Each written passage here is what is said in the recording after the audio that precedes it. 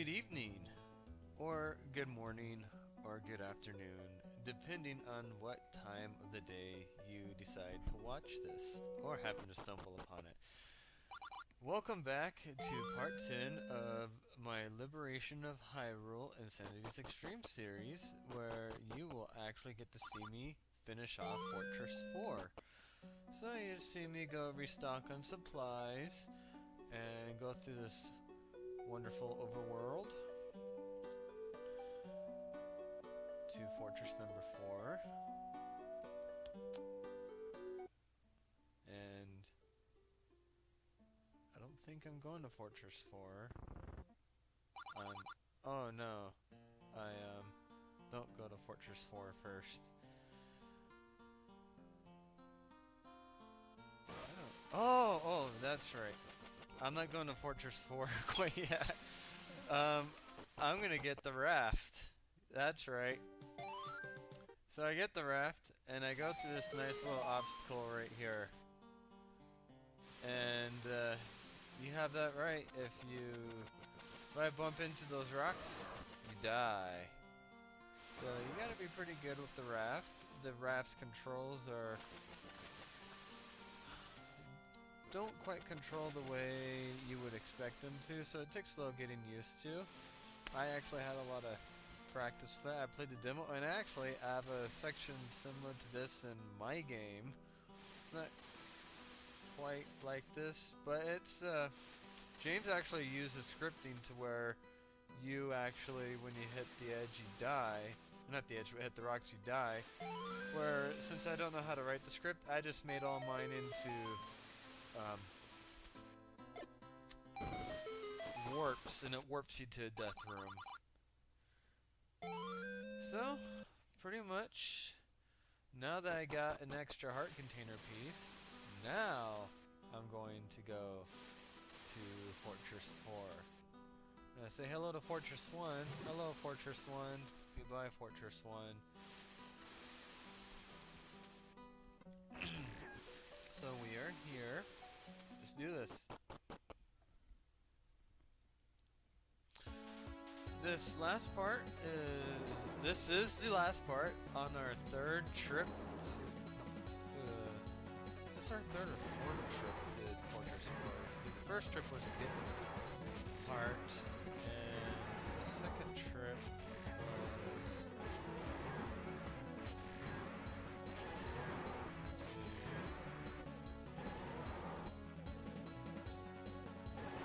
To get more bombs, that's right. And then the third, yeah, this is the third trip. This is pretty much the same battle as the first game, only that there is a slight difference. Instead of the, if you notice, the ground is a little bit different by the entrance to this room. The Gleelock's heads cannot touch that part. In the first game, that special no enemy ground was surrounding the Gleelock, trapping all the little heads inside the circle. So in this one, all the heads are able to spread to a wider area, making it so that they can get closer to Link. So you have to be extra careful about the fireballs. It's not a really hard battle. It's a battle of patience.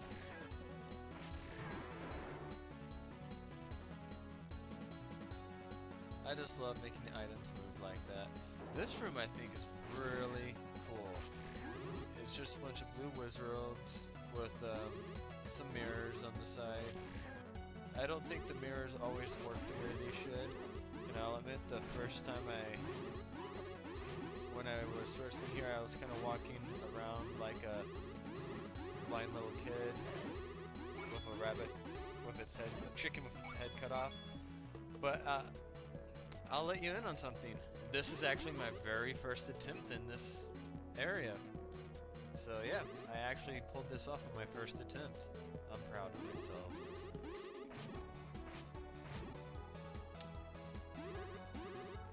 But if you know where to stand and how to move with wizards, you can manipulate the battle. Preferably you want them to shoot at the mirror and just have their own shots kill them. but that doesn't always get to happen.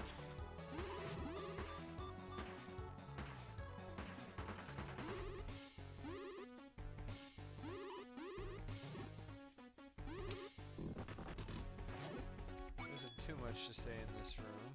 I think actions speak louder than words. I think this room is pretty cool. I like it. So now that that part's over, let's do the next battle. Oh wait, that's not the next battle. Pretty much this next part, I just get a couple, handful more bombs, and I get the Triforce piece. So this next battle is a Patra 2, and I use a lame strategy. I hide in the doorway to hide from the shots. This battle is very possible without hiding in the door. It's just harder, and you have to be a little bit more careful. But if you hide in the door, it's a little bit easier to stay away from the shots. However, I wouldn't count on hiding in the door, because the little outer circle patchers can easily hit you through the door. So while it works for the fireballs, it does not work for the patchers. Fighting patchers does take skill. Sometimes there is a little luck because the patcher can hang out in the middle of the room, and since it's a patcher 2 with that wide circle, the area is quite large, and it can be quite devastating. But as you kill more of the little bugs, it does become easier. In the first part, getting rid of the large bubble is the main hard part. Once you get rid of that, the battle becomes a lot easier. Still gotta be careful not get hit. You can usually panic and get hit and have to move in close. And those fireballs, I think, fire at random. I don't know if there's a discerning pattern. So you can, it pretty much becomes a game of Russian roulette if you get hit by one of the fireballs. But if you play it safe, be patient, you're able to finish this without too much difficulty. Unlike the first game, let you have the magic sword and a little bit more hearts because it was in Fortress 6. This one ups the heat by having less hearts and have you do it with the white sword instead of the magic sword. But wait, you're shooting sword beams. Isn't that a magic sword? Ha ha ha! Silly ignorant person who doesn't know Zelda. Just because I can. The white sword is the second sword, and the magic sword is the third sword. That's what it's called. This room is pretty much exactly the same as the first game. I like to hang in the upper or lower corner of this room and use my shield to block the fireballs like you're seeing right now, and just snipe the Wizroads with my sword beam. There comes a point where I get hit. It is possible to do this room without getting hit. I've done it before, just not recorded here. But if you get hit, I like to hang up by where you see me now. And hopefully the Wizroads will phase through the lava going horizontally. Then you can just kind of poke them that way. Other than that, the battle does become less intimidating as you kill more and more. You just want to kill them as quickly as possible while you still have your sword beam. And if you can kill at least 2 of them with your sword beam, the battle isn't too bad. But if they're all alive while you have your sword beam, sorry, if they're all 4 alive when you get hit and lose your sword beam, then that battle becomes a nightmare. This is another one of those test your patience battles. It's pretty easy. You just have to do what you see here. In the first game, you fought 3 one-headed fire Glulox. In this one, you fight 5 one-headed Glulox, so there's the step up right there. It doesn't really make it any harder. It just makes the battle a little bit longer. I think you try. I think, if I remember right, I did a little bit of a experimentation on here, but it didn't really work out too well, so I just stuck it with the old method.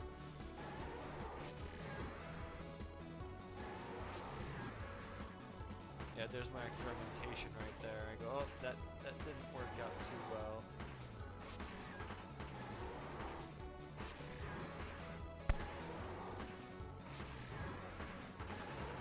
There isn't too much more to say about this battle. I always find fighting Gleelocks fun. Our fire Gleelocks, I find them fun too. As long as A, you have the opportunity to reach them with your sword beam,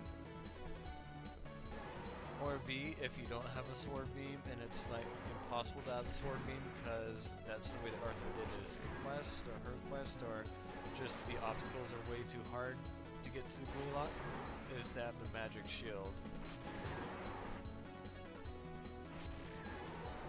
If you're the fighting fire Gleelocks become especially interesting if they what James did in this one is he just put 5 one-headed fire Gleelocks, but if you fight like a 2-header or 3-header with the little head splitting off and firing, that becomes really interesting, and I like that as well.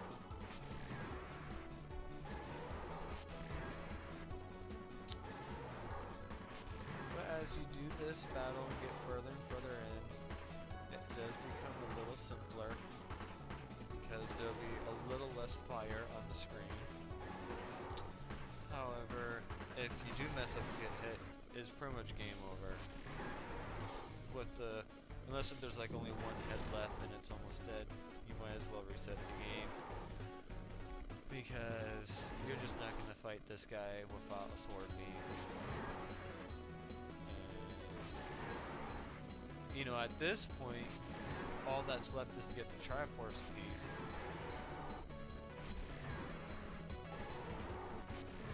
You could technically attempt level 6 without the Lens of Truth. But it is possible to do it. Because I've done it. Just not in my playthrough. But the Lens of Truth makes the beginning part of the level 6 more manageable. Spoiler alert! So this next battle is probably one of my least favorite battles in the game. It's not too rough, I just never cared for these spiked battles. But with the use of the grapple hook, it really makes it from impossible to manageable. So that's the trick for that one. There is a little bit of luck in there, but you do have to know how to walk through spikes, and that pretty much tests your ability to walk through spikes. While I don't like it, the dongle spiked rooms, I can understand the logic behind them, and I can deal with them. So, I mentioned the Lens of Truth, and that's the final part of this dungeon. I get my ocarina, and I go, oh wait, I have to kill these guys. So I kill these guys, and then I go do that ocarina puzzle that is recycled twice over now.